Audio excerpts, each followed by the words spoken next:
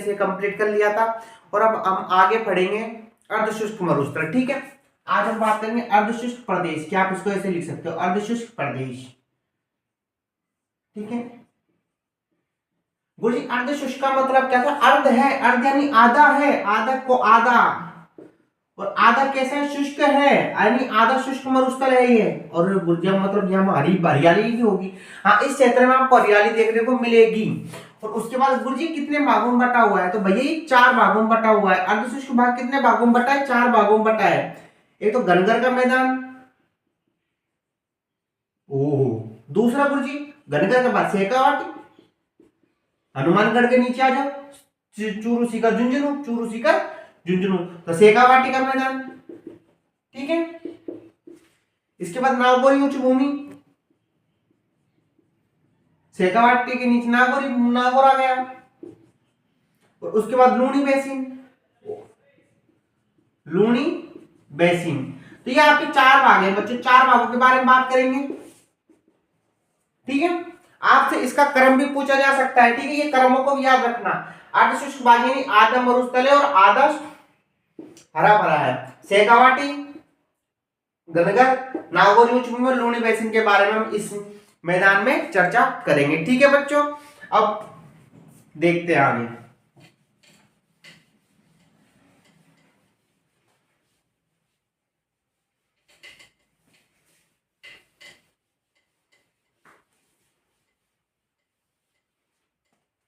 और हम आगे अब बच्चों बात करते हैं घनगर के मैदान की।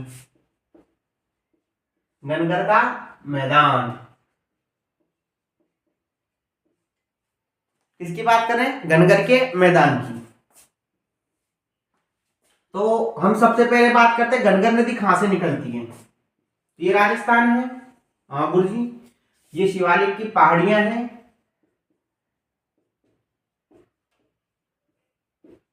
नदी तो कहीं ना कहीं से शिवालिक की पहाड़ियों से निकलती राजस्थान में एंट्री करती है। गुरुजी राजस्थान में कहां पर आती है? सबसे पहले तो हनुमानगढ़ प्लस श्रीगंगानगर। ठीक है, यह आपसे पूछा जाएगा 2 जिलों में बहती है।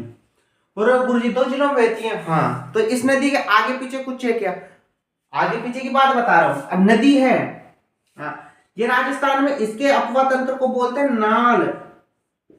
क्या बोलते हैं? नाल। इसके आने के बगनी प्रवाह को, नदी के प्रवाह को, राजस्थान में नदी के प्रवाह को क्या बोलते हैं? नाल बोलते हैं। ठीक है, नाल, ने से नदी, ने से नाल, ऐसे हनुमानगढ़ और जैसे गंगानगर। ठीक है, इसको याद करना। और उसके बाद ये नदी आगे आई, यूं निकली, यूं निकली, यूं निकली, यूं निकली। और गुरुजी हमने एक चीज पढ़ी थी हिस्ट्री में कि सभ्यताओं का भी केंद्र नदियां ही रही हैं। हाँ, तो यहां पर आपको कालीबंगा, काली पीली टोपड़े का नहीं, काली प्लस पीली बंगा। ठीक है, काली पीली टोकने का नहीं, तो उनका क्या था? केंद्र था। अच्छा गुरुजी, हाँ, और इसके बाद और क्या है यहाँ पर? तो भैया देखो, इस नदी के किनारे हमको काली पीली बंगा नदी, काली पीली सभ्यता मिल गई। हाँ गुरुजी, मिल गई। इसके अपवाह तंत्र को हम क्या कह रहे हैं? हम नाल कह रहे हैं। क्या कहते हैं इसके अपवाह तंत्र को? नाल कह रहे हैं। गुरुजी ये तो पाकिस्तान में भी जाती है तो नदी, हाँ, ये पाकिस्तान में जाती है। और पाकिस्तान के इसके अपवाह तंत्र को हकरा बोला जाता है, हकरा। पाकिस्तान में क्या बोला जाता है? हकरा। ठीक है, ये मोस्ट है। गुरुजी और कुछ बात है क्या इसकी? अब आप ये देखो, घनगर नदी, कितना अच्छा नाम लग रहा है, घनगर। तो घनगर गुरुजी, घनगर का मतलब क्या? तो इसको क्या कहते हैं कि घनगर का, इसको अन्न का केंद्र कहा जाता है, इसको अनाना घर कहा जाता है। हमको सभ्यता में एक घर मिला था, अनाना घर, तो इसको भी क्या कहा जाता है? अनाना घर। सबसे पहली गुरुजी एक नदी आती है राजस्थान के हनुमानगढ़ और गंगानगर से निकलती है और पाकिस्तान में जाती है। और वो नदी आती है, उसके अपवाह तंत्र का नाम हम नाल लिखते हैं। उसके बाद पाकिस्तान में जाती है तो हम उसका नाम लिखते हैं हाकरा। ठीक है, और गुरुजी हमको एक सभ्यता मिली यहाँ पर, कालीबंगा सभ्यता, और कालीबंगा सभ्यता के अंदर हमको एक अनाना घर मिला था। हाँ गुरुजी, और क्या कहते हैं कि इसी के बगल में एक और सभ्यता मिली, पीलीबंगा सभ्यता मिली। ओ गुरुजी, और कुछ? और जो राजस्थान में अफवाह तंत्र आ रहा है इसको हम नाल कहते हैं। ओ गुरुजी वाह, मजे आ गए। ये आपकी इस नदी की मोटी मोटी बातें हैं, ठीक है। नाल, कालीबंगा, पीलीबंगा पाकिस्तान के इसके क्षेत्र खकरा बोलते हैं, ये केंद्र थे यहाँ के। और हनुमानगढ़ और गंगानगर के दोनों क्षेत्रों को मिलाकर इसके क्षेत्र को बग्गी कहा जाता था। बग्गी क्षेत्र ये मोस्ट है और कुछ भी नहीं है, ठीक है बच्चों। इसका आप स्क्रीनशॉट ले लो। अब इसके बाद हम बात करेंगे आगे घनगर मैदान की। घनगर की तो हो गई, अब हम बात करेंगे शेखावाटी की।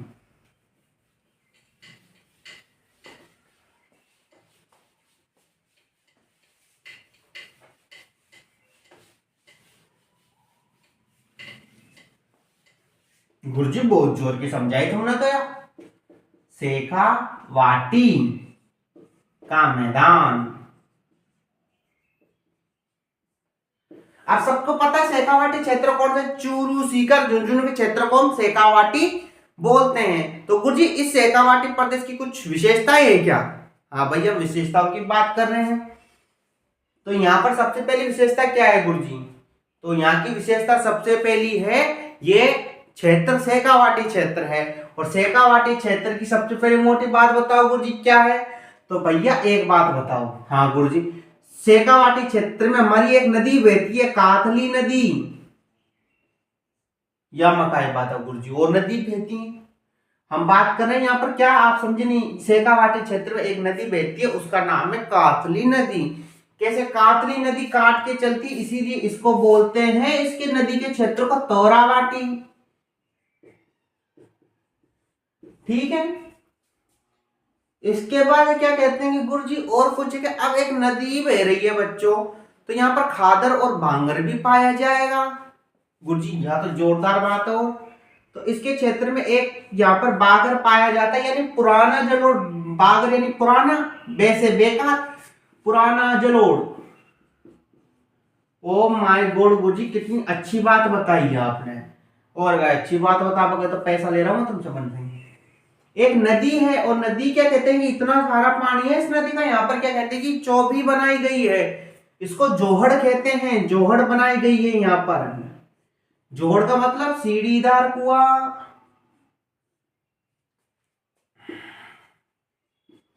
क्या कहा है? सीढ़ीदार कुआं। और इसके बाद गुरुजी और कछु है क्या? और तो भाई बहुत चीजें भी बता तो रहा हूं।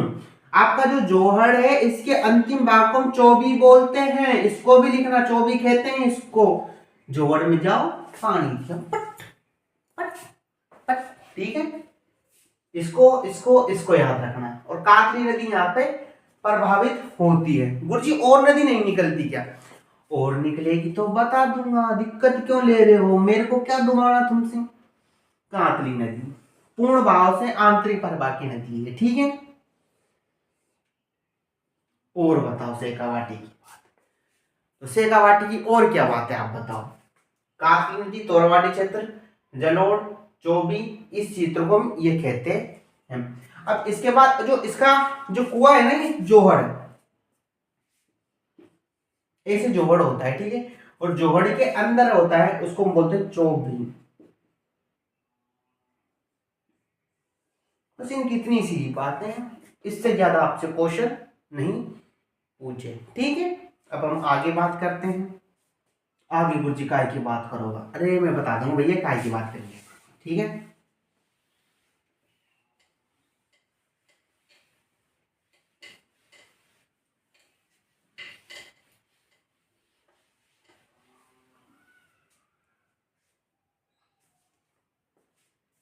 तो एक है हमारे यहां पर नागौरी उच्च भूमि।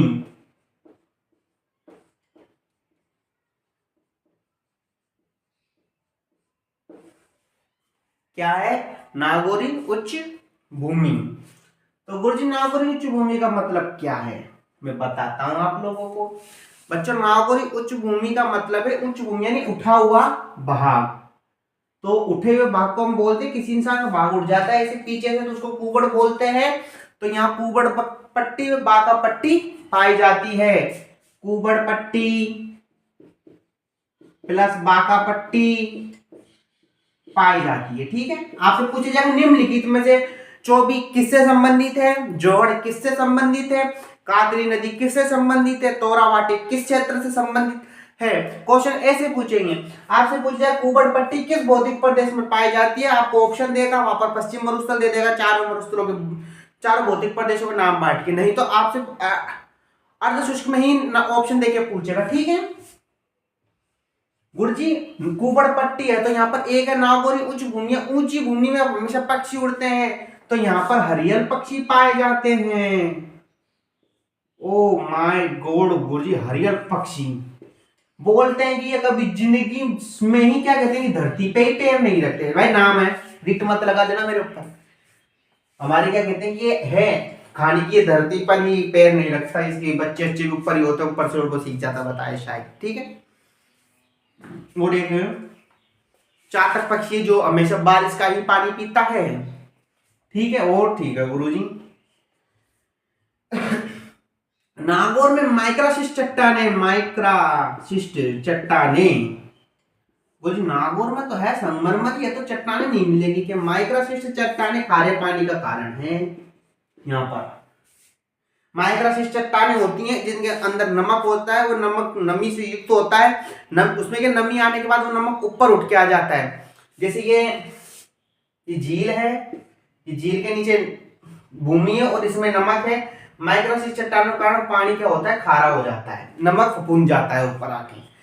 जैसे हम क्या कहते हैं कि रोटी को रखते हैं, रोटी फुफन जाती है पानी के हिसाब से, वैसे ये फुफन जाता है माइक्रोसिस्ट चट्टाने। और यहाँ पर कैसाका वर्षण से क्या कहते हैं कि नमक निकाला जाता है। ये इतनी बातें इसकी है।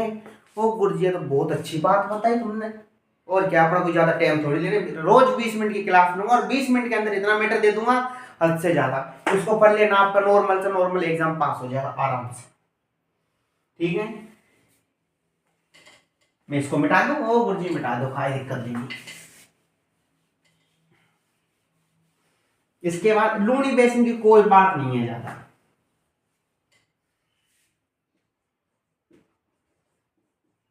लूनी बेसिन की बात है, इसको हम पर्सनली आगे नदियों में पढ़ेंगे। ठीक है काफी बड़ी बात हो जाती है, फिर मैं आपको छोटी छोटी बात बता देता हूँ। ये कहां पर खंबाते खाड़ी में जाके मिलती है, इसमें इसकी सहायक नदियां आ जाती हैं और कोई ज्यादा इसकी बातें नहीं है। मेरी उम्मीद है आपको टॉपिक समझ में आएगा। थैंक यू, धन्यवाद।